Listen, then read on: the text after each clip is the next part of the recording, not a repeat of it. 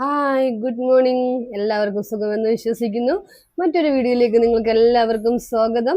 ഇന്ന് നമ്മൾ ഉണ്ടാക്കാൻ പോകുന്നത് അലിയ ഭട്ട് കഴിച്ച ഒരു കേക്കാണ്. വളരെ ഫേമസ് ആയ ഒത്തിരി പേര് അത് ഉണ്ടാക്കിയിട്ടുണ്ട്. എന്നാൽ ഉണ്ടാക്കാത്തവർക്ക് വേണ്ടി ഇന്നത്തെ വീഡിയോ നമുക്കൊന്ന് കണ്ടു നോക്കാം. സാധാരണ കേക്ക് ഉണ്ടാക്കുന്നതിനേക്കാളും എളുപ്പമാണ് ഈ കേക്ക് ഉണ്ടാക്കാനായിട്ട്. അപ്പോൾ നമുക്കൊന്ന് നോക്കിയാലോ. ഇവിടെ കേക്ക് ഉണ്ടാക്കാനായിട്ട് നമുക്ക് 1 കപ്പ് മൈദ ആവശ്യമാണ്. 1 കപ്പ് മൈദ ഇട്ട് കൊടുത്തതിന് ശേഷം 1 സ്പൂൺ മൈദ അതിൽ നിന്ന് എടുത്ത് മാറ്റിയതിന് ശേഷം അതിന് പകരമായിട്ട് 1 സ്പൂൺ കോൺഫ്ലവർ ഇട്ട് കൊടുക്കുക. എന്നിട്ട് 1 spoon baking powder, 1/2 spoon baking soda, വളരെ കുറച്ച് ഉപ്പ് ഇത്രയും ഇട്ട് കൊടുത്തതിന് ശേഷം 1/4 സ്പൂണിന്റെ പകുതി ഉപ്പ് ഇട്ട് കൊടുത്തു. അതിനുശേഷം നമുക്ക് നന്നായിട്ട് അരിപ്പ കൊണ്ട് അരിച്ചു മാറ്റി വെക്കുക. ഒരു മിക്സിയുടെ ജാറിലേക്ക് നമുക്ക് 4 മുട്ട ഇട്ട് കൊടുക്കണം. നമ്മളിവിടെ ബീറ്റർ ഉപയോഗിക്കുന്നില്ല. മിക്സിയുടെ ജാറിൽ തന്നെ നമുക്ക് അടിച്ചെടുക്കാവുന്നതാണ്. 1 സ്പൂൺ നമ്മൾ വാനില എസൻസും കൂടെ ഒഴിച്ചു കൊടുത്തു. അതിന് നന്നായിട്ട് അടിച്ചു കൊണ്ടുവന്നതിന് ശേഷം 1/4 കപ്പ് പഞ്ചസാര പൊടിച്ചെടുത്തിട്ട് ഈ മുട്ടയുടെ മിക്സിലേക്ക് ഇട്ട് കൊടുക്കാവുന്നതാണ്. അത് നന്നായിട്ട് കൂട്ടി ഒന്നും കൂടെ അടിച്ച് യോജിപ്പിച്ചതിന് ശേഷം 1/2 കപ്പ് ഓയിൽ ഒഴിച്ചു കൊടുത്തിട്ടുണ്ട്. 1/2 കപ്പ് ഓയിൽ ഒഴിച്ചു കൊടുത്ത് അതും ജസ്റ്റ് ഒന്ന് അടിച്ചെടുക്കുക. അതിന് നന്നായിട്ട് പിന്നെ ഒത്തിരി അടിച്ചെടുക്കരുത്. അതിനുശേഷം നന്നായിട്ട് തുടച്ച് വൃത്തിയാക്കി വെള്ളമില്ലാത്ത ഒരു ഇതുപോലെ ബൗളിലേക്ക് നമുക്ക് ആ ബാറ്റർ ഒഴിച്ചു കൊടുത്തതിന് ശേഷം നമ്മുടെ മൈദയുടെ മിശ്രിതം നമ്മൾ റെഡിയാക്കി വെച്ച ആ പൗഡർ കുറച്ച് കുറച്ചായിട്ട് ആഡ് ചെയ്ത് കൊടുത്ത് നന്നായിട്ട് ഇളക്കി യോജിപ്പിക്കാവുന്നതാണ്. നമ്മൾ ഒറ്റയടിക്ക് എല്ലാ മൈദയും കൂടെ ഇടാതെ കുറച്ച് കുറച്ചായിട്ട് ഇട്ട് യോജിപ്പിച്ച് ഫുള്ളായി യോജിപ്പിച്ചതിന് ശേഷം 1 സ്പൂൺ നമ്മൾ വിനീഗർ ആണ് ഇതിനകത്ത് ആഡ് ചെയ്ത് കൊടുത്തിരിക്കുന്നത്. വിനാഗിരി ആഡ് ചെയ്ത് കൊടുക്കുക. അതിനുശേഷം ഒരു ബേക്കിംഗ് ട്രേ എടുത്തിട്ട് ഒരു ബട്ടർ പേപ്പർ വെച്ച് കൊടുക്കുക. അതിൽ ഓയിലോ ബട്ടറോ തൂക്കി കൊടുത്തതിന് ശേഷം നമ്മൾ റെഡിയാക്കി വെച്ച ഈ ബാറ്റർ അതിലേക്ക് ഒഴിച്ചു കൊടുക്കുക. അതിനുശേഷം ഒരു സ്ക്യൂവർ ഇതുപോലെ ഉപയോഗിച്ചിട്ട് ഒരു ഇറുക്കിലോ എന്തെങ്കിലും നല്ലൊരു സാധനം ഉപയോഗിച്ചിട്ട് നന്നായിട്ടൊന്ന് ഇളക്കി യോജിപ്പിക്കുക.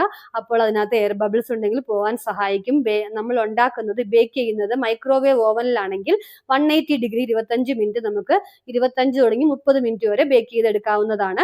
അല്ലെങ്കിൽ നമ്മളൊരു ഇഡലി പാത്രം ഉണ്ടെങ്കിൽ അതിലേക്ക് ഒരു റിങ് ഇറക്കി വെച്ച് കൊടുത്തതിന് ശേഷം ഒരു 25 മിനിറ്റ് നമ്മൾ മീഡിയം തീയിൽ വേവിച്ചെടുക്കാവുന്നതാണ്.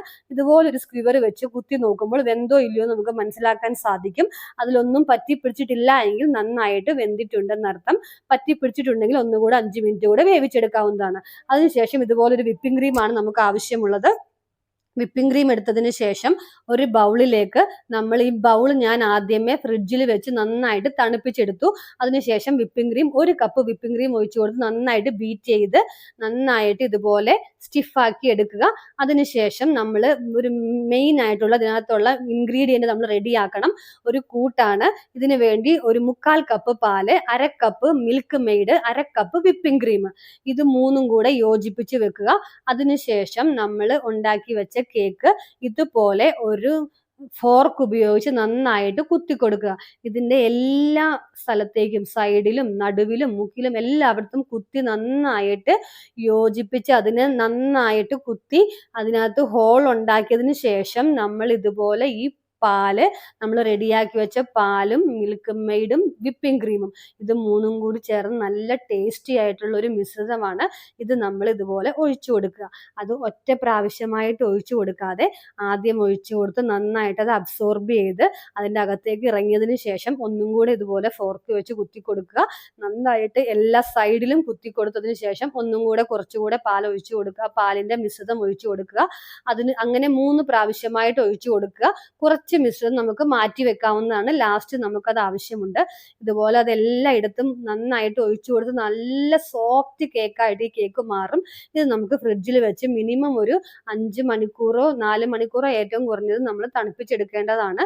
ലാസ്റ്റ് ഈ വിപ്പിംഗ് ക്രീമും കൂടെ ഇട്ട് ഇതുപോലെ നമ്മൾ അതിൻ്റെ മുകളിൽ നന്നായിട്ട് ഇതുപോലെ ഒരു പാത്രത്തിലേക്ക് മാറ്റിയതിന് ശേഷം അതിൻ്റെ സൈഡിലും മുകളിലുമായിട്ട് മാത്രമാണ് നമുക്ക് വിപ്പിംഗ് ക്രീം ഇട്ട് കൊടുക്കേണ്ട ആവശ്യമുള്ളൂ. ഇത് ലെയർ ചെയ്യുകയോ കട്ട് ചെയ്യുകയോ ചെയ്യേണ്ട ആവശ്യമില്ല. നന്നായിട്ട് ആ പാത്രത്തിന്റെ ലെവലിൽ വിപ്പിംഗ് ക്രീം ഇട്ട് കൊടുത്ത് ഇതുപോലെ നന്നായിട്ട് ലെവൽ ചെയ്തതിന് ശേഷം സൈഡിൽ എക്സ്ട്രാ വന്ന വിപ്പിംഗ് ക്രീം തുടച്ച് മാറ്റിയെടുക്കുക. എന്നിട്ട് ഇതുപോലെ ഒരു കത്തി ഉപയോഗിച്ച് നമുക്കിത് കട്ട് ചെയ്ത് കൊടുക്കാവുന്നതാണ്. ഇത് 8 കഷ്ണങ്ങളായിട്ടോ 10 12 നമ്മുടെ ഇഷ്ടത്തിനനുസരിച്ച് കഷ്ണങ്ങളായി ഇതുപോലെ കട്ട് ചെയ്ത് കൊടുക്കുക. അതിനുശേഷം നമുക്ക് ഡെക്കറേഷന് വേണ്ടിയിട്ട് നമ്മൾ ആ വീഡിയോയിൽ കണ്ടത് ആലിയ ഭട്ട് കഴിക്കുന്ന കേക്കിൽ നമ്മൾക്ക് ഉണ്ടായിരുന്നത് വൈറ്റ്, റെഡ്, ബ്ലാക്ക് ഇങ്ങനെ 3 കളറിന്റെ കോമ്പിനേഷൻ ആണ്. അതിനുവേണ്ടി നമുക്ക് ഇവിടെ സ്ട്രോബെറി, ബ്ലൂബെറി, പിന്നെ ഈ വൈറ്റ് കളർ വിപ്പിംഗ് ക്രീം, ഇത് 3ഉമാണ് ഇവിടെ വരുന്നത്. ഞാനിവിടെ സ്ട്രോബെറി ഉപയോഗിച്ചു. അതുപോലെ ബ്ലാക്ക് കളറിന് വേണ്ടിയിട്ട് ബ്ലൂബെറി ആണ് അതിനകത്ത് ഉപയോഗിച്ചിരിക്കുന്നത്. നമുക്കിവിടെ ബ്ലൂബെറി പൈസ കൂടുതലായതുകൊണ്ട് നമുക്ക് അത് എപ്പോഴും അവൈലബിൾ അല്ലാത്തതുകൊണ്ട് നമുക്ക് മുന്തിരി ഉപയോഗിക്കാവുന്നതാണ്. അതിനുശേഷം ഇതുപോലെ കട്ട് ചെയ്ത് തണുപ്പിച്ചതിന് ശേഷം കട്ട് ചെയ്ത് ഒരു ബൗളിലേക്ക് കുറച്ചും കൂടെ ഒരു പാത്രത്തിലേക്ക് ആ പാലിന്റെ മിശ്രിതം ഒഴിച്ചു കൊടുത്ത് അതിൽ നന്നായിട്ട് കേക്ക് വെറ്റായി നമ്മളത് കഴിക്കുമ്പോൾ നല്ല ടേസ്റ്റി ആയിട്ടുള്ള മിൽക്ക് കേക്ക് റെഡിയായി.